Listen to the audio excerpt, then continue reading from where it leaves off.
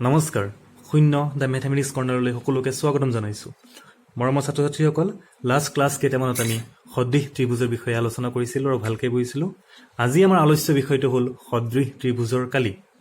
গতিকে ক্লাছটো আৰম্ভ কৰাৰ আগতে তোমালোকক জনাওঁ তোমালোকে স্ক্ৰীনত থকা সাবস্ক্ৰাইব বাটনটো প্ৰেছ কৰি দিয়া লাইক কৰিবা কমেণ্ট কৰিবা শ্বেয়াৰ কৰিবা আজি ভিডিঅ'ৰ আৰম্ভণিতে কৈছিলোঁ আজি আমাৰ আলোচ্য বিষয় হ'ল সদৃশ ত্ৰিভুজৰ কালি মৰমৰ ছাত্ৰ ছাত্ৰীসকল ত্ৰিভুজৰ কালি সম্পৰ্কে আমি জ্ঞাত আমি ত্ৰিভুজৰ কালি উলিয়াব জানো ইয়াৰ কাৰণে সূত্ৰও জানো যে আমাৰ ত্ৰিভুজৰ কালিৰ সূত্ৰটো আমি কি জানো ইকুৱেল টু কি আছিল আমাৰ হাফ ইনটু ভূমি ইনটু উচ্চতা বা উন্নতি সো প্ৰথমতে আমাৰ সদৃশ ত্ৰিভুজৰ কালি সম্পৰ্কিত উপপাদ্য দিয়া আছে সেই উপপাদ্যটো আমি চাও কি লিখিছে যে দুটা সদৃশ ত্ৰিভুজৰ কালিৰ অনুপাত সিহঁতৰ অনুৰূপ বাহুৰ বৰ্গৰ অনুপাতৰ সমান দুটা সদৃশ ত্ৰিভুজৰ কালিৰ অনুপাত যিমান হ'ব অনুৰূপ বাহুবোৰৰ বৰ্গৰ অনুপাতো সমান হ'ব ঠিক আছে ইয়াৰ অৰ্থ কি আমি বুজি লওঁ উপপাদ্যটোৱে আমাক কৈছে যে ত্ৰিভুজ ABC আৰু ত্ৰিভুজ PQ ৰ যে সদৃশ তেন্তে কি হ'ব যে ইয়াৰ কালি আৰু ইয়াৰ কালিৰ অনুপাত দ্যাট ইজ কালিক আমি এনেকৈ লিখিও এৰিয়া ABC এৰিয়া ত্ৰিভুজ ABC ডিভাইড বাই এৰিয়া ত্ৰিভুজ PQR আমি দুটা ত্ৰিভুজৰ কালিৰ অনুপাত ললো উপপাদ্যমতে কি বুলি কৈছে যে ত্ৰিভুজ দুটাৰ কালিৰ অনুপাত সিহঁতৰ অনুৰূপ বাহুৰ বৰ্গৰ অনুপাতৰ সমান আমি ধৰিলো AB ৰ অনুৰূপ বাহু PQ BC ৰ অনুৰূপ বাহু QR AC ৰ অনুৰূপ বাহু কি আমাৰ PR তেন্তে সিহঁতৰ কালিৰ অনুপাতটো কি হ'ব অনুৰূপ বাহুৰ বৰ্গৰ অনুপাত সো AB আৰু PQ ৰ বৰ্গৰ অনুপাত গতিকে AB বৰ্গ হ'ল AB স্কয়াৰ PQ বৰ্গ হ'ল আমাৰ PQ স্কয়াৰ বৰ্গৰ অনুপাত বা অনুপাতৰ বৰ্গ একেই কথা একেদৰে বাকি কেইটা অনুৰূপ বাহুৰ বৰ্গৰ অনুপাত সমান হ'ব BC square by QR square এটা কি আমাৰ AC square by PR square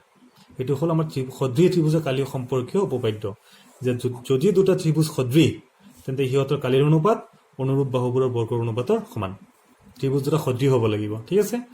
so যেহেতু ত্ৰিভুজ দুটা সদৃশ হ'ব আমি কি গম পাম অনুৰূপ কোনবোৰ সমান অনুৰূপ বাহুৰ অনুপাত সমান ঠিক আছে এয়া আমি এতিয়া প্ৰমাণ কৰিম সো প্ৰমাণ কৰিবৰ কাৰণে আমি দুটা ত্ৰিভুজ আঁকি ললো ABC আৰু কি আমাৰ PQR আৰু উপপাদ্য মতে আমি ত্ৰিভুজ দুটা সদৃশ বুলি ধৰি ললো ঠিক আছে সো আমি বিশেষ সূত্ৰ তাকে লিখিম যে ত্ৰিভুজ ABC আৰু ত্ৰিভুজ PQR সদৃশ দুটা ত্ৰিভুজ সদৃশ হলে কি হ'ব বুলি কৈছে যে কালিৰ অনুপাত সিহঁতৰ অনুৰূপ বাহুৰ বৰ্গৰ অনুপাতৰ সমান সো প্ৰমাণ আমাৰ কি কৰিব লাগিব উপপাদ্যটো প্ৰমাণ কৰিম আমি প্ৰমাণ কৰিব লাগে যে এই দুটা ত্ৰিভুজৰ কালিৰ অনুপাত দ্যাট মিন্স এৰিয়া ত্ৰিভুজ ABC ডিভাইড বাই এৰিয়া ত্ৰিভুজ PQR ইজ ইকুৱেল টু কি হ'ব অনুৰূপ বাহুৰ বৰ্গৰ অনুপাত that is AB square by PQ square তাৰ পিছত আছে আমাৰ তৃতীয়জোৰ অনুৰূপ বাহু BC square by QR square আৰু AC স্কয়াৰ বাই কি আছে আমাৰ PR স্কয়াৰ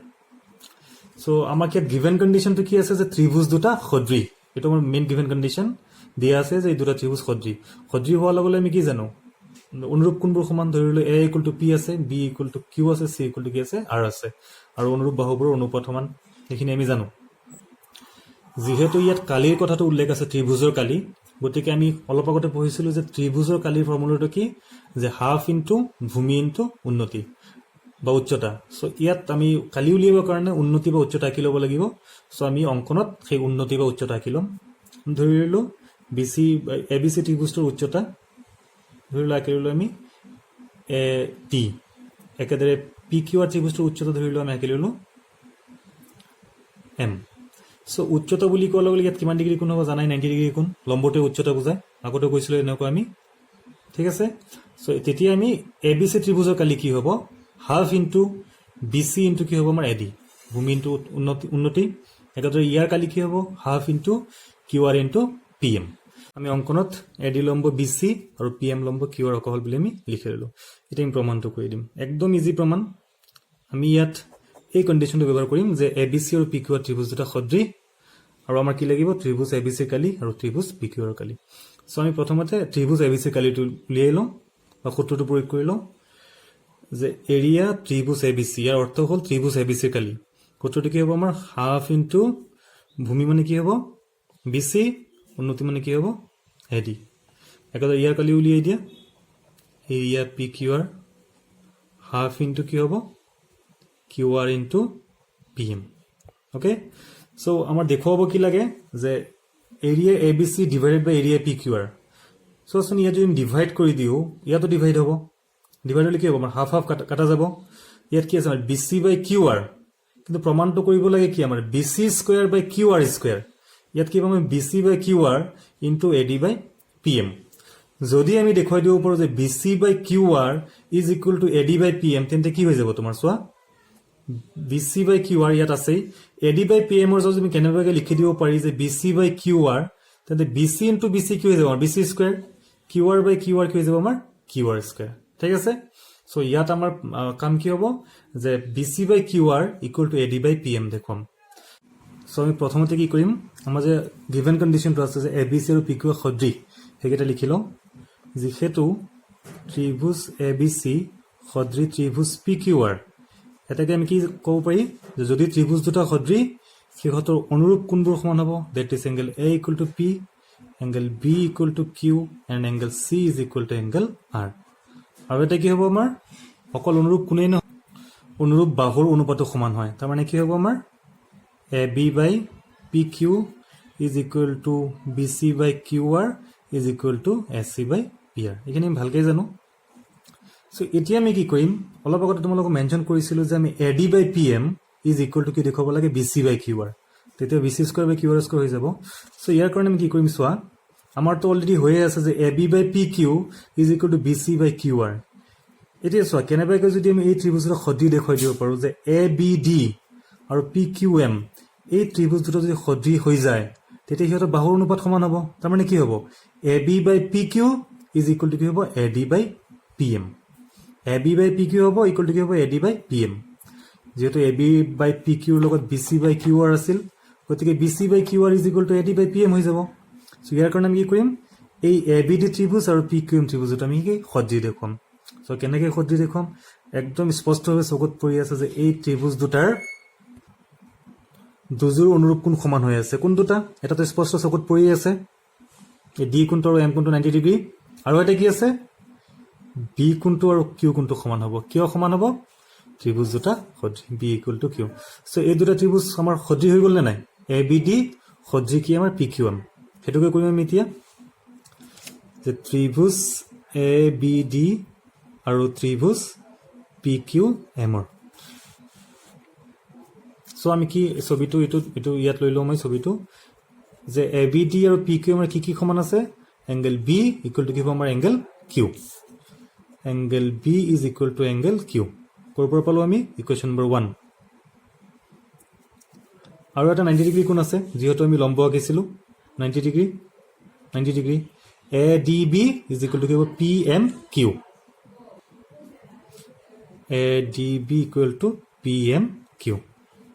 কিয় সমান 90 ডিগ্ৰী গতিকে ত্ৰিভুজ দুটা কি হ'ল আমাৰ ত্ৰিভুজ এ বি ডি সদৃশ ত্ৰিভুজ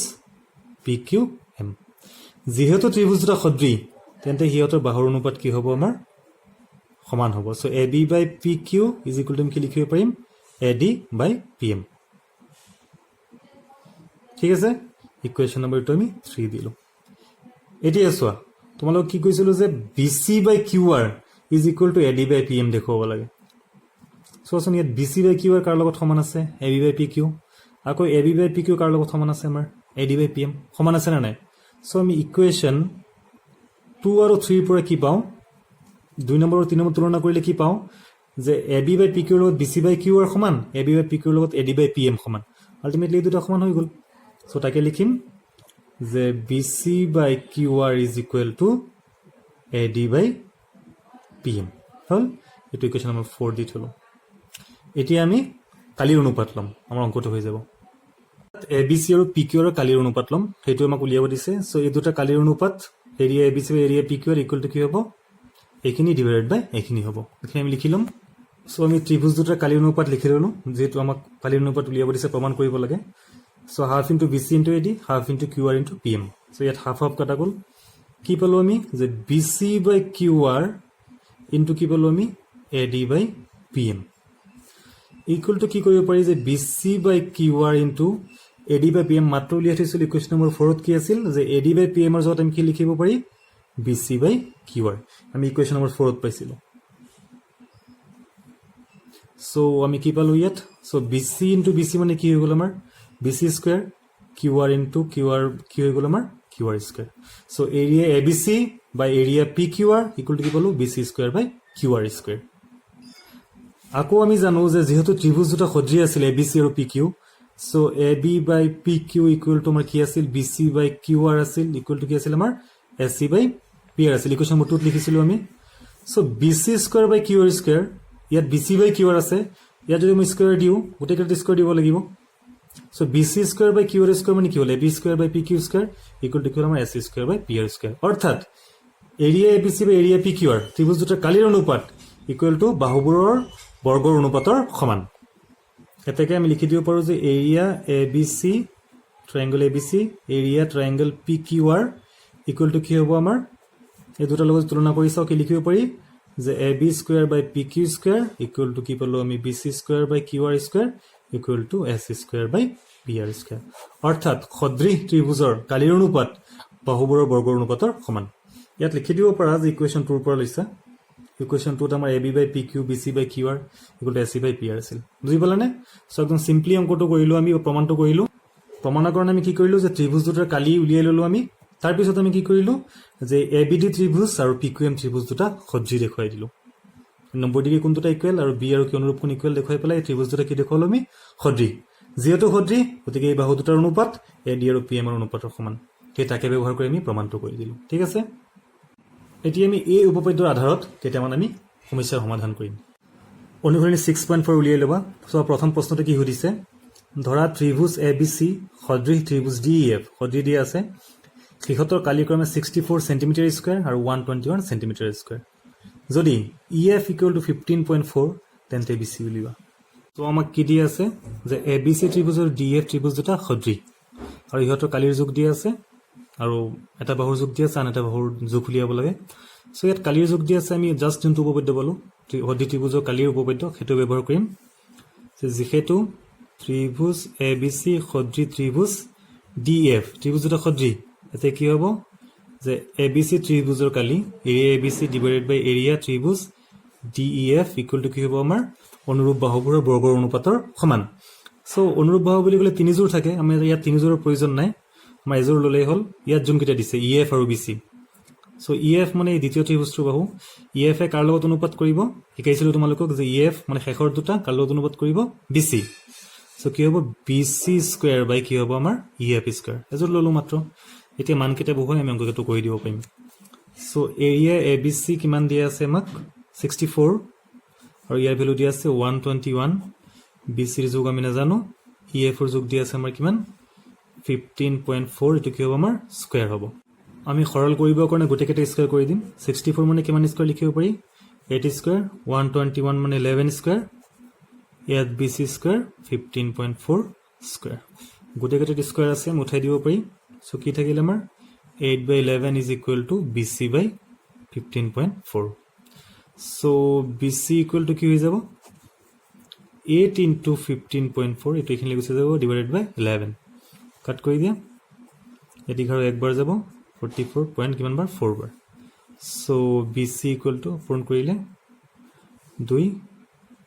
11.2 সেন্টিমিটাৰ ঠিক আছে একদম ইজি কোৱেশ্চন নম্বৰ 2 সোৱা কি সুধিছে যে ABCD ট্ৰেপিজিয়ামৰ ট্ৰেপিজিয়াম এটা দিয়া আছে AB সমান্তৰাল DC আৰু কৰ্ণ দুটালে পৰস্পৰক O বিন্দু সেট কৰে যদি AB equal to 2CD AOB আৰু COD ত্ৰিভুজৰ কালিৰ অনুপাত উলিওৱা ছবি দিয়া নাই ছবিটো আগেলে আমি বুজি পাম কি সুধিছে আমাক প্ৰশ্নটো তোমালোকে চকু ৰাখিবা সোৱা কি কৈছে প্ৰথমতে যে ABCD এটা ট্ৰেপিজিয়াম সো আমি এটা ট্ৰেপিজিয়াম আঁকিলো প্ৰথমতে এটো আঁকিলো আমি যে ABCD এটা ট্ৰেপিজিয়াম আৰু ইয়াৰ AB সমান্তৰাল DC বুলি কৈছে তাৰপিছত এটা কন্ডিশন দি আছে যে এটো AB হ'ব না এটো AB হ'ব আমি চাও যে AB সমান্তৰাল DC মানে এই দুটা মানে সমান্তৰাল ইয়াৰ এটা তোমাৰ এডাল AB হ'ব আনডাল কি হ'ব আমাৰ CD কৰ্ণ দুটালে O বিন্দু সেট কৰে এই দুটাল কৰ্ণ হ'ব কোড সেট কৰিব আমাৰ O বিন্দুত তাৰ পিছত কি কৈছে সোৱা যদি AB equal to twice CD মানে AB CD ৰ দুগুণ CD ডাল সৰু গতিকে এডাল হ'ব AB এটো হ'ব আমাৰ কি CD এটো আমাৰ চিত্ৰ এটা উলিয়াব কি দিছে আমাক যে AOB এ অ' বি এই ত্ৰিভুজটো আৰু চি অ' ডি ত্ৰিভুজৰ কালিৰ অনুপাত উলিওৱা এই দুটা ত্ৰিভুজৰ কালিৰ অনুপাত উলিয়াব লাগে চ' কালিৰ অনুপাত মানে কি হ'ব এইটোত কি পাইছোঁ যে অনুৰূপ বাহুৰ অনুপাতৰ বৰ্গৰ সমান কালিৰ অনুপাত মানে সদৃশ ত্ৰিভুজ হ'ব লাগিব গতিকে আমি কি কৰিম যে ত্ৰিভুজ এ অ' বি আৰু ত্ৰিভুজ চি অ' ডি এই ত্ৰিভুজ দুটা প্ৰথমতে কি দেখুৱাম সদৃশ দেখুৱাম চ' নিশ্চয় মনত পৰিব লাগে যে ত্ৰিভুজ অধ্যায়ৰ দ্বিতীয় অনুশীলনী তেনেকুৱা অংক এটা কৰিছিলোঁ ট্ৰেপিজিয়ামৰ ক্ষেত্ৰত যে এই দুটা ত্ৰিভুজ আমি কেনেকৈ আমি সদৃশ দেখুৱাম ঠিক আছে চ' আমি গিভেন কণ্ডিশ্যনৰে লিখিলোঁ যে এ বি চি ডি এটা ট্ৰেপিজিয়াম এ বি সমান্তৰাল C D A B is equal to twice C D এতিয়া আমি এই দুটা ত্ৰিভুজৰ কালিৰ অনুপাত উলিয়াম চ' কালিৰ অনুপাত বাহুৰ বৰ্গৰ অনুপাতৰ সমান হ'ব কেতিয়া হ'ব যেতিয়া ত্ৰিভুজ দুটা কি হ'ব সদৃশ চ' প্ৰথমতে আমি এই ত্ৰিভুজ দুটা সদৃশ দেখুৱাওঁ যে ত্ৰিভুজ এ অ' বি আৰু ত্ৰিভুজ চি অ' ডিৰ কি সমান আছে এইটো চোৱা শিকাইছিলোঁ তোমালোকৰ আগত এই কোণ দুটা সমান কি কোণ এই দুটা বিপ্ৰতীপ কোণ চ' আমি লিখিব পাৰোঁ যে angle A O' B is equal to angle C O' D বিপ্ৰতীপ বা বিপৰীত শীৰ্ষক কোণ বুলি কোৱা হয় আৰু এটা কোণ কি হ'ব আৰু এযোৰ কোণ কি সমান হ'ব এইটো শিকাইছিলোঁ তোমালোকক মনত পৰিছেনে চ' ইয়াত এ বি সমান্তৰাল চি ডি দিয়া আছে ইয়াক যদি আমি ছেদক বুলি ধৰোঁ এচিক সমান্তৰাল ৰেখাক ছেদকে উৎপন্ন কৰা একান্তৰ কোণবোৰ সমান চ' আমি লিখিব পাৰোঁ যে O' A B is equal to O' C D angle O' A B is equal to angle O' C D একান্তৰ কোণ গতিকে ত্ৰিভুজ দুটা সদৃশ হৈ গ'ল এতেকে ট্ৰায়েংগল এ অ' বি সদৃশ ট্ৰায়েংগল চি অ' ডি কোনটো চৰ্তমতে আমাৰ ডাবল এ চৰ্তমতে ত্ৰিভুজ দুটা কি হৈ গ'ল আমাৰ সদৃশ হৈ গ'ল যিহেতু ত্ৰিভুজ দুটা সদৃশ গতিকে কি হ'ব সিহঁতৰ কালিৰ অনুপাত এতেকে area triangle A O' B area triangle C O' D সদৃশ ত্ৰিভুজৰ কালিৰ অনুপাত অনুৰূপ বাহুবোৰৰ বৰ্গৰ অনুপাতৰ সমান চ' এই ত্ৰিভুজ দুটাৰ কালিৰ অনুপাত কি হ'ব অনুৰূপ বাহুবোৰৰ বৰ্গৰ অনুপাতৰ সমান হ'ব চ' অনুৰূপ বাহুবোৰ কি আছে আমাৰ এ বি লগত কি হ'ব চি ডি অ' এৰ লগত হ'ব অ' চি অ' বিৰ লগত কি হ'ব আমাৰ অ' ডি ইয়াৰ পৰা পাওঁ আমি যে এ বিৰ লগত কি হ'ব চি ডি এ অ'ৰ লগত চি অ' বিৰ লগত কি হ'ব অ' ডি কিন্তু আমি কোনটো ব্যৱহাৰ কৰিম ইয়াত চ' এ বি আৰু চি ডিৰ সম্পৰ্ক দিয়া আছে গতিকে কেৱল এ বি আৰু চি ডিৰ অনুপাতটো ল'ম এ অ' চি লোৱাৰ কোনো প্ৰয়োজন নাই কাৰণ এই দুটা কালিৰ অনুপাতটোহে উলিয়াব দিছে আমাক চ' কি হ'ব A B square by C D square আকৌ চোৱা যে এ বি আৰু চি ডিৰ সম্পৰ্ক দিয়া আছে যে A B is equal to twice C D চ' এ বিৰ জেগাত মই টুৱাইচ চি ডি লিখি দিব পাৰিম লিখিলে কি হ'ব চোৱা এ বিৰ জেগাত লিখি দিম টুৱাইচ চি ডি স্কুৱেৰ আছে স্কুৱেৰ হ'ব কিয় লিখিলোঁ যে এ বি ইকুৱেল টু কি আমাৰ টুৱাইচ চি ডি আমাক দিয়া আছিল চ' কি হ'ল আমাৰ ইয়াত স্কুৱেৰ কৰি দিলে 4 CD স্কুৱেৰ ডিভাইড বাই CD স্কুৱেৰ কাটা গ'ল চ' ইকুৱেল টু কি পালোঁ আমি 4/1 গতিকে সিহঁতৰ কালিৰ অনুপাত কি পালোঁ এতেকে triangle A O' B area A O' B divide by triangle area C O' D is equal to হ'ল আমাৰ 4/1 বা অনুপাতটো পালোঁ 4:1 যিটো আমাক উলিয়াব দিছে 4:1 ঠিক আছে